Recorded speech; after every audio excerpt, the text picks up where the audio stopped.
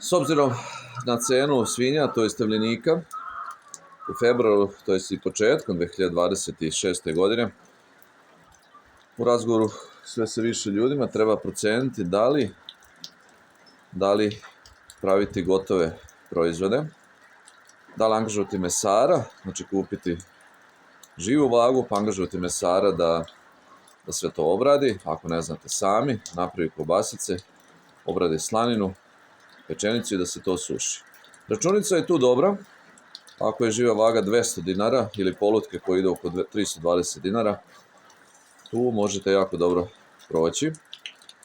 S obzirom na cene, znači suvog mesa, koje su poprilično velike u odnosu na živu vagu, recimo angažovanje mesara je nekih 5000 dinara, sušenje mesa ide oko 100 dinara po kilogramu.